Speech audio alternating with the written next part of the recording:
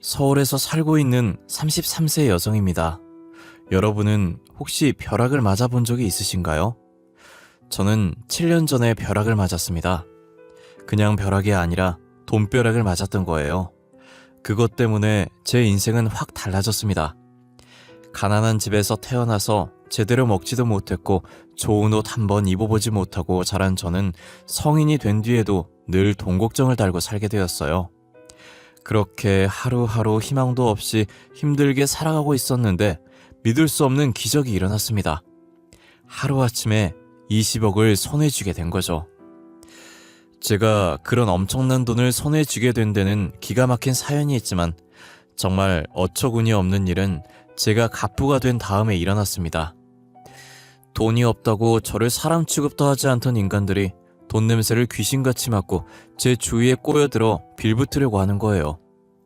그러다 제 돈에 눈독을 들이지 않는 성실하고 착한 남자를 만나서 결혼을 하게 되었는데 그때부터 제 인생은 완전히 지옥으로 떨어지게 되었습니다.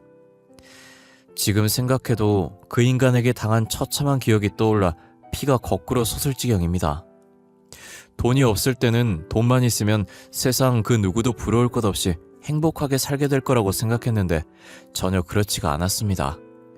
지금 제 글을 보고 계신 분들 중에서도 돈벼락 한번 맞아봤으면 소원이 없겠다고 생각하시는 분들 많이 계실 거라고 생각합니다. 그래서 돈벼락을 맞은 뒤에 제가 얼마나 기막힌 일들을 당했는지 들려드리기 위해 글을 올리게 되었어요. 제 부모님은 같이 건물 청소 일을 하셨어요.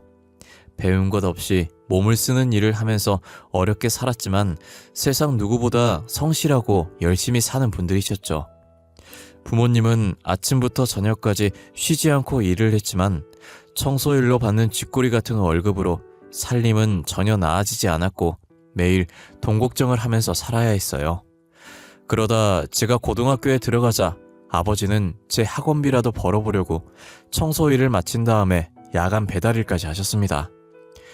엄마는 돈도 좋지만 그러다 몸 상한다며 말렸지만 아버지는 기어이 야간 배달 일을 하겠다고 하셨죠.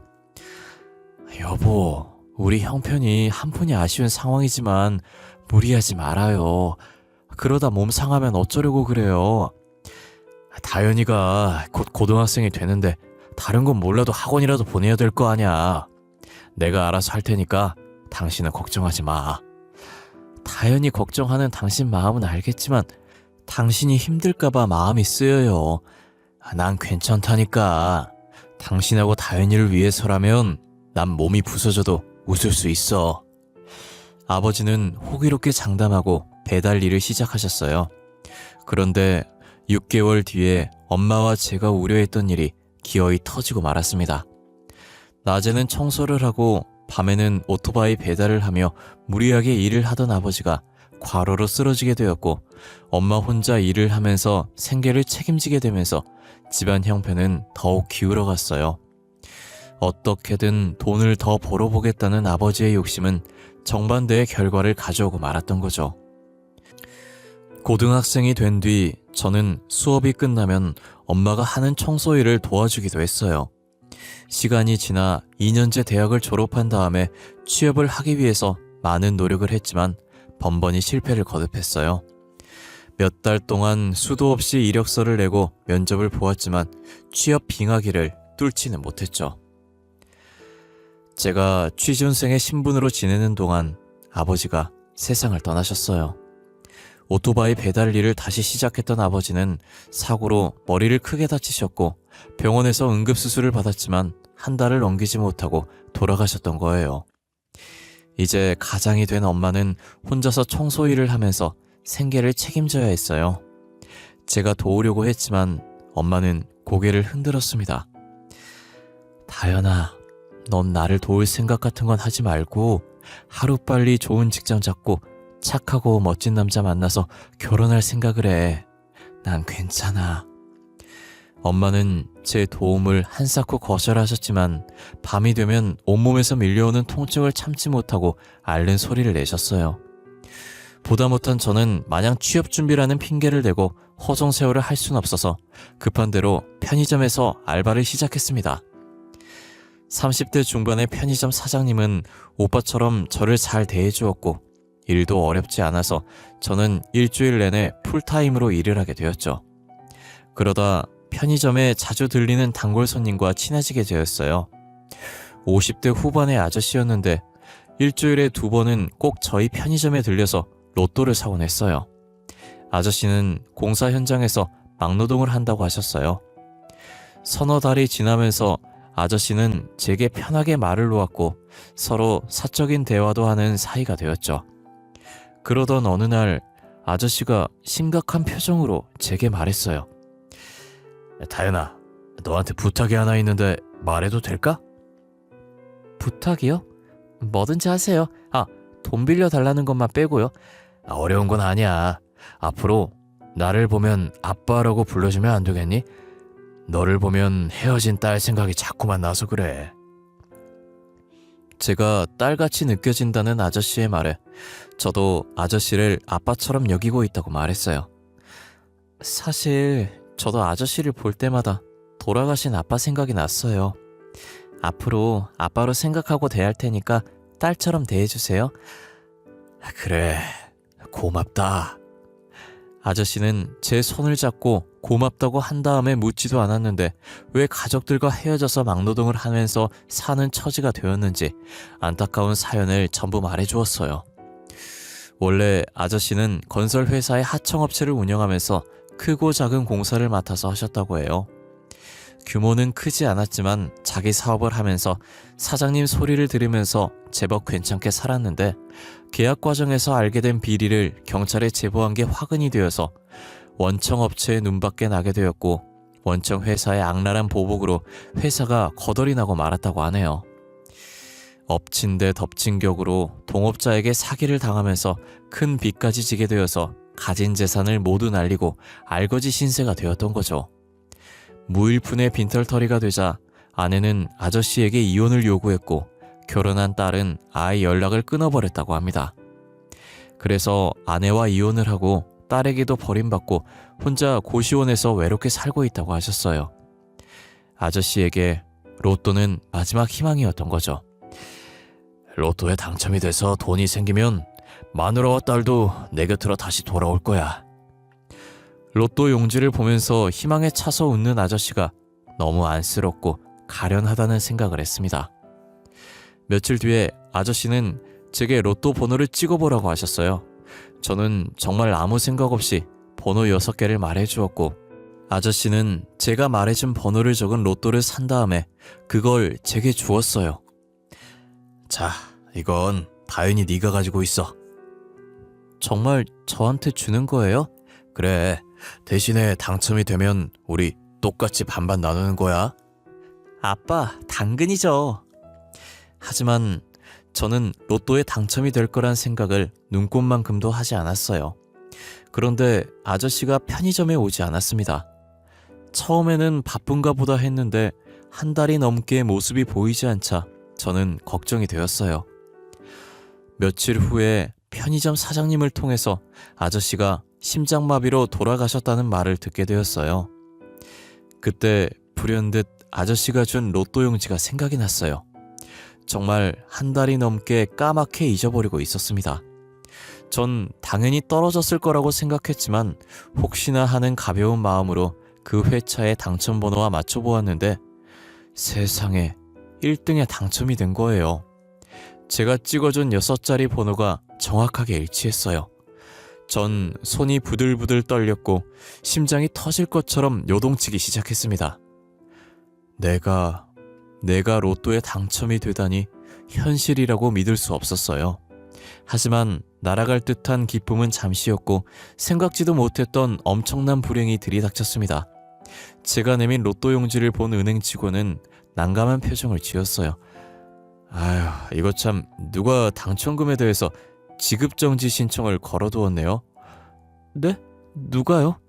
그건 개인정보라서 저희들이 알려드릴 순 없고 하여튼 당사자가 연락을 해올 거니까 원만하게 해결하신 다음에 찾아오세요. 그날 로또를 사서 제게 준 건 돌아가신 아저씨인데 누가 지급정지를 신청한 건지 알 수가 없었죠. 하지만 며칠 뒤에 돌아가신 아저씨의 전처와 딸이 편의점에 들이닥쳐서 제게 당첨금을 내놓으라고 윽박질렀어요. 그녀들이 한 짓이었던 거예요. 새파랗게 젊은 것이 돈을 보더니 눈이 뒤집히고 간이 배밖에 나왔구나. 당장 그 돈 전부 내놔. 아줌마, 로또 번호는 제가 찍은 거고 아저씨가 사서 제게 준 거니까 제 거라고요. 뭐? 웃기고 있네.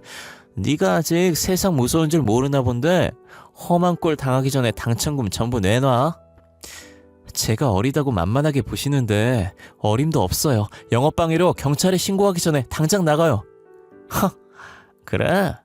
좋아. 각오 단단히 하고 있어. 곧 내 앞에 엎드려서 살려달라고 싹싹 빌게 만들어 줄 테니까. 전처와 딸은 아저씨의 유품을 정리하다가 수첩에 남겨놓은 로또 번호와 메모를 확인해 본 다음에 저를 찾아왔다고 했어요. 그녀들은 변호사를 찾아가서 자문을 받았더니 그 당첨금은 자기들 것이 확실하다는 말을 들었다면서 저를 협박했습니다. 그날부터 그녀들은 매일같이 밤낮을 가리지 않고 수도 없이 협박 문자를 보냈어요. 밤길 조심해라. 돈을 주지 않으면 청부업자 고용해서 쥐도 새도 모르게 죽여버리겠다.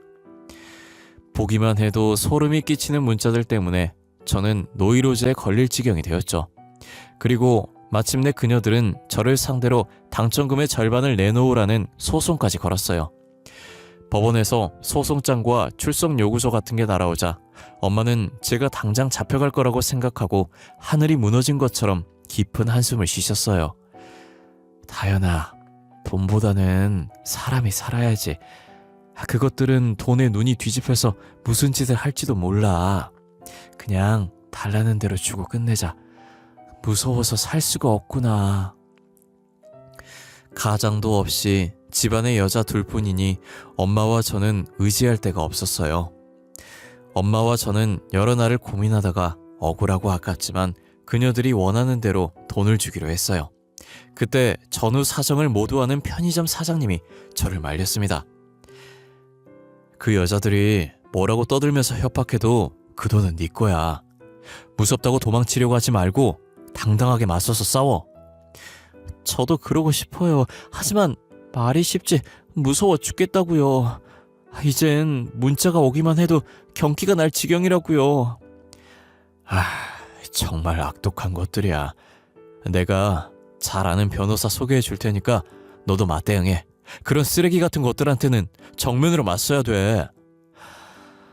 나도 도와줄 테니까 기운 내. 네, 사장님. 고마워요. 사장님은 저를 그 변호사의 사무실로 데리고 가서 소개해 주셨어요. 그는 사장님의 대학교 후배라고 했습니다. 변호사 개업한 지 1년밖에 안 된 햇병아리지만 실력은 아주 뛰어난 친구야. 최정수라고 합니다. 잘 부탁드립니다. 부탁은 오히려 제가 드려야죠. 선배한테서 상황은 들어서 잘 알고 있어요. 이 소송은 무조건 다현씨가 이기게 되어 있어요. 네? 정말요? 그럼요. 제가 보기에 그 여자들이 노리는 건 심리전이에요. 소송보다는 다현씨를 괴롭혀서 돈을 뜯어내려는 수작이죠. 그러니 그 여자들 헛소리에 놀아나지 말고 버티기만 하면 됩니다. 그는 법에 대해서는 무지랭이인 제가 알아들을 수 있도록 쉽게 설명해 주었고, 그를 만난 다음에 저는 천군만마를 얻은 것 같은 자신감이 들었어요. 제가 맞대응한다는 소식을 들은 그녀들은 더 집요하게 저를 괴롭혔습니다. 그러자 변호사가 나서서 그녀들을 경찰에 고발했고, 그때부터 저는 그녀들의 협박 문자와 괴롭힘에서 풀려나게 되었습니다. 몇 달을 끌던 재판 결과 제가 이겼고, 저는 당당하게 은행을 찾아가서 세금을 제하고 약 20억이 입금된 통장을 받았습니다. 그제서야 제가 돈벼락을 제대로 맞았다는 게 실감되었어요. 저는 이제 뭘 할까 여러 가지로 생각을 하다가 작은 카페를 차리기로 마음을 먹었어요. 그런데 제가 거액을 가지고 있다는 소문이 퍼지자 온갖 사람들이 저를 찾아와서 사정을 했습니다. 연락이 끊어졌던 친구부터 친척들까지. 평소에는 가난한 청소부의 딸이라고 사람 취급도 하지 않다가 이제는 제게 꼬리를 치면서 돈을 빌려달라고 아양을 떨었어요. 20대 중반의 젊은 여성이 갑자기 수십억을 가지게 되면서 저는 사람들이 돈 앞에서 얼마나 비굴해지면서 겉과 속이 달라지는지 똑똑하게 보게 되었어요. 1년이 지나면서 카페는 자리를 잡았고 엄마와 저는 넓은 아파트를 사서 이사도 했어요. 돈이 생기니 나이가 어린 여자라고 무시하는 사람은 하나도 없었고 모두들 제 비위를 맞추려고 굽신거렸습니다. 그러면서 저를 도와주었던 변호사와 만남도 이어졌어요. 소송을 준비하면서 자주 만난 저희들은 서로에게 호감을 가지게 되었고 오빠 동생처럼 편하게 지내는 사이가 되었던 거죠. 그러다 같이 저녁을 먹는 자리에서 그가 제게 사랑을 고백했습니다. 우리 만난 지도 벌써 1년이 넘었지? 맞아, 시간이 참 빨라. 우리 언제까지 이런 사이로 만나야 될까? 이런 사이라니? 그게 무슨 말이야? 친구도 아니고 애인도 아니고 어정쩡한 사이 말이야. 오빠는 어떻게 생각해? 사실 오래 고민했어. 그렇지만 더는 미룰 수 없어. 나는 벌써부터 너와 결혼할 생각을 하고 있었어. 그런데 사람들 시선 때문에 망설이고 있었어. 사람들 시선 때문이라니? 사람들이 네가 가진 돈 때문에 결혼하려 한다고 생각할 게 뻔하잖아. 그는 예전부터 저를 마음에 두고 있었지만 오히려 제가 가진 돈 때문에 고백을 망설여왔다고 했어요. 내가 분명하게 말하는데 돈 때문에 결혼하려는 거 아니야. 그건 나도 알아. 솔직히 나도 오빠가 좋아. 은근히 고백해주기를 기다렸어. 그래, 그럼 우리 결혼하자. 다른 사람들이 어떻게 생각하든 우리들 사랑만 확실하면 되는 거야. 그렇게 저희들은 결혼을 약속하게 되었죠. 주위에서 돈을 보고 제게 호의를 베푸는 사람들이 있었지만 적어도 그는 그런 부류의 인간들과는 다른 사람이란 생각이 들었어요. 1년간 만나보니까 그는 남의 돈에 욕심을 내지 않는 순수하고 깨끗한 마음씨를 가진 남자라는 확신을 가지게 되었거든요. 저는 엄마에게 변호사와 사귀고 있다는 말을 처음으로 했어요. 그런데 좋아할 줄 알았던 엄마의 표정이 무척이나 어두웠어요. 사람은 누구나 자기 분수에 맞는 짝을 만나야 하는 법이야. 내 주제에 변호사 사위를 보더니 너무 기울어지잖니. 그래서 걱정이다. 엄마, 그런 건 걱정하지 마. 내가 아는 한 변호사라고 못 배운 사람 무시하는 저질은 아니야. 그러면 다행이다만 10길 물속은 알아도 한 길 사람 속은 모르는 법이야. 일단 한번 만나봐. 이번 주말에 집으로 데리고 올게. 엄마는 내세울 거 없는 저희 집안 형편을 걱정했지만 그를 만나자 엄마의 마음이 달라졌어요. 장모님, 제가 명색이 변호사이기는 하지만 자리를 잡으려면 아직 멀었습니다. 많이 부족하지만 다현이만은 세상 누구보다 행복하게 만들어줄 자신이 있습니다. 자네를 직접 보니 믿어도 될 것 같아. 제대로 배우지도 못하고 내세울 것도 없는 딸을 맡아주겠다니 정말 고맙네. 평생 둘이 의지하면서 잘 살아야 하네. 네, 장모님. 그래, 고맙네. 고마워. 대화를 하는 동안 엄마의 얼굴에서는 미소가 떠나지 않았습니다. 엄마가 마음에 들어하니 저도 기분이 좋았어요. 그런데 한 가지 걸리는 건 엄마가 너무 낮은 자세로 남편을 대하는 것이었죠. 사실 남편이 변호사라는 타이틀을 빼면 시댁도 재산이 많은 것도 아니어서 저희 집이 꿀릴 건 없었어요. 그런데도 엄마가 남편에게 고양이 앞에 쥐처럼 고개도 들지 못하는 걸 보니 은근히 짜증이 났습니다. 저는 남편이 간 다음에 엄마에게 따졌어요. 엄마, 우리가 죄인도 아닌데 왜 사위 앞에서 당당하지 못하고 고개를 조아려? 이거사, 아무리 시대가 달라졌다고 해도 남자 중심으로 돌아가는 게 세상이야. 여자는 그런 남자를 귀하게 모시고 살아야 하는 거야. 엄마, 조선시대에서 넘어왔어? 무슨 구닥다리 같은 소리래. 남자란 여자 하기 나름이다. 너는 그저 최서방 비위 거스르지 말고 살아. 다행히 너한테 돈이 제법 있으니 얼마나 다행이냐. 앞으로도 최서방이 돈 필요하다고 하면 따지지 말고 도와줘. 그게 내조를 하는 거라 생각해. 그건 내가 알아서 할게. 엄마는 변호사 사위의 마음을 잡으려면 가진 돈을 아낌없이 풀어야 한다고 말했어요. 저도 남편을 위해서라면 돈을 아낄 생각은 전혀 없었어요. 남편이 잘 되면 제게도 좋은 일이니까요. 결혼을 하고 나자 남편은 저와 엄마의 마음을 읽었는지 은근히 제게 돈을 요구했습니다. 아, 이번 달도 적자네. 정말 미치겠네. 월말이 되면 집에 들어온 남편은 제가 들으란 듯이 변호사 사무실이 적자가 난다는 말을 했어요.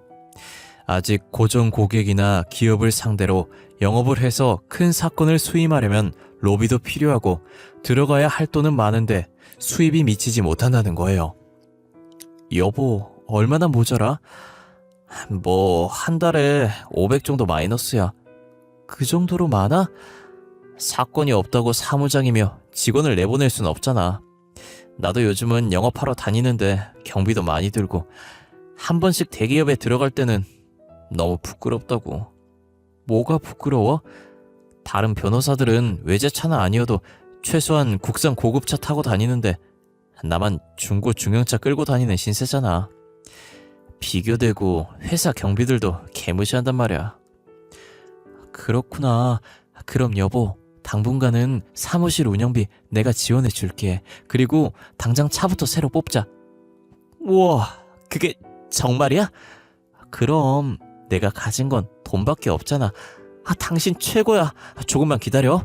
2년 안에 내가 자리 잡아서 몇 배로 갚아줄 테니까. 신이 난 남편은 다음날 저를 외제차 매장으로 데리고 갔어요. 봐둔 모델이 있다고 했죠. 전 국산 차도 좋다고 넌지시 떠봤는데 남편은 굳이 최신 외제차를 고집했어요. 일단 외제차를 타면 고객들이 쳐다보는 눈빛이 달라져. 이게 모두 투자를 하는 거야.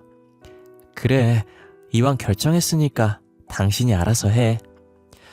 남편은 VIP 대우를 받으면서 최신형 외제차를 일시불로 계약했고 그것을 시작으로 남편은 이제 대놓고 돈을 요구하기 시작했어요.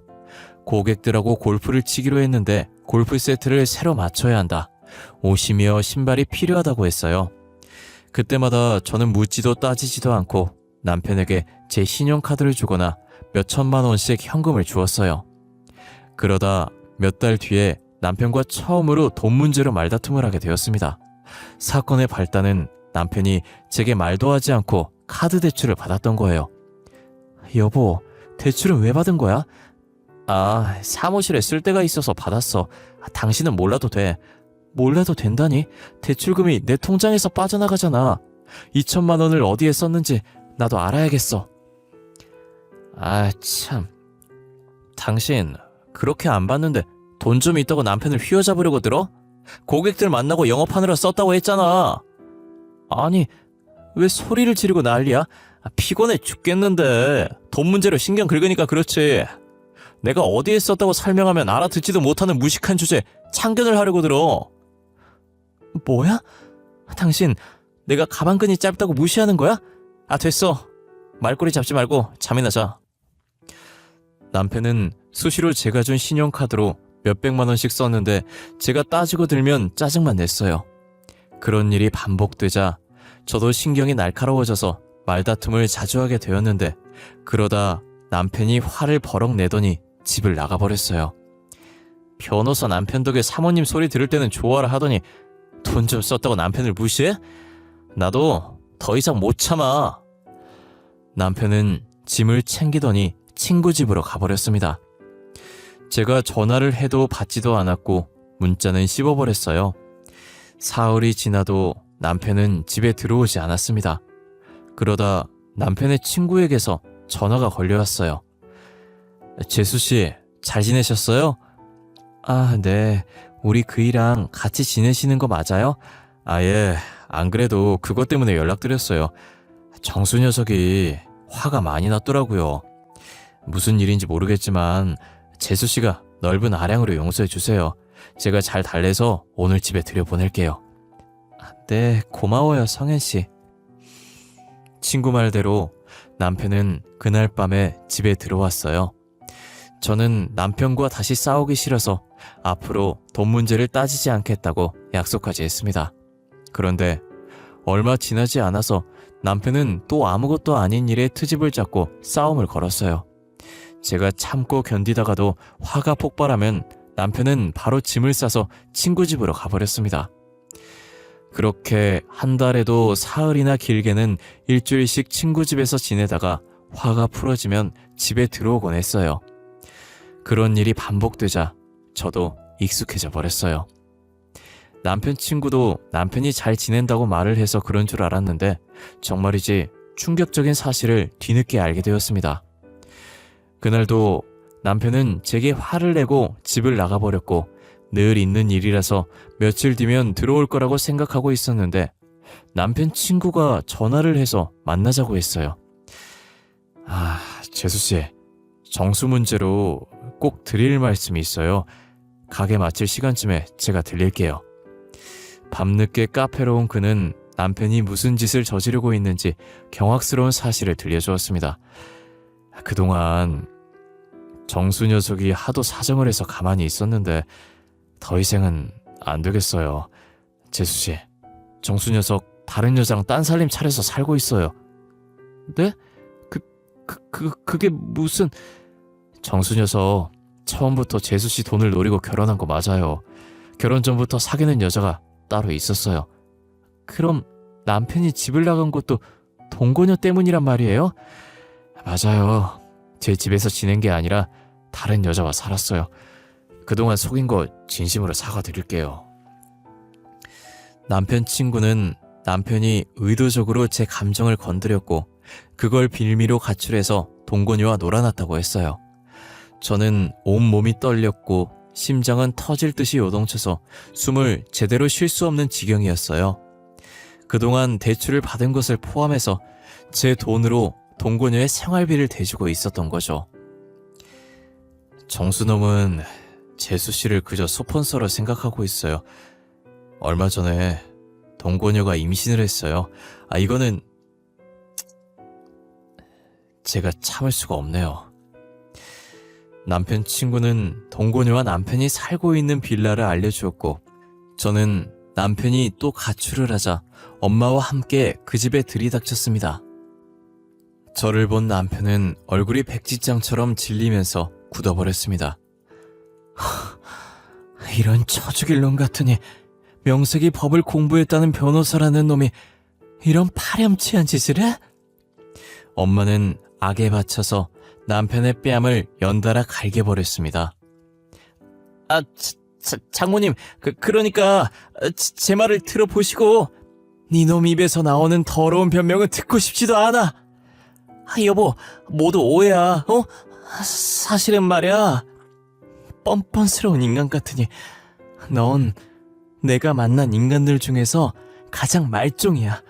내 가슴에 못을 박았으니까 나도 똑같이 갚아줄 테니까 각오해. 남편은 제 다리를 붙잡고 울면서 호소했지만 저는 남편을 상대로 이혼 소송을 제기했습니다. 남편은 변호사인 자기 체면을 생각해서라도 소송만은 하지 말아달라고 애원했지만 여자가 한을 품으면 얼마나 무서운지 모르고 있었어요. 저는 위자료에 더해서 남편이 그동안 저를 속이고 동거녀에게 써버린 돈까지 반환 소송을 했고 전부는 아니지만 일부는 돌려받을 수 있었습니다. 전 남편이 딴 살림을 차렸다가 이혼 당했다는 소문이 퍼지자 사무실 직원들은 모두 떠나버렸고 전 남편은 변호사 자격까지 박탈당했다고 하네요. 그리고 동거녀에게도 사기죄로 소송을 당했다고 합니다. 동거녀에게는 총각인 척 행세를 했고 자기가 국제 변호사에서 외국 출장이 많다는 거짓말을 했다는 겁니다. 모두가 자업자득이겠죠. 여러분들도 돈에 눈이 멀어서 짐승 같은 짓을 하는 일은 절대로 없기를 바랍니다. 그동안 제 이야기 들어주셔서 감사합니다. 모두들 행복하세요.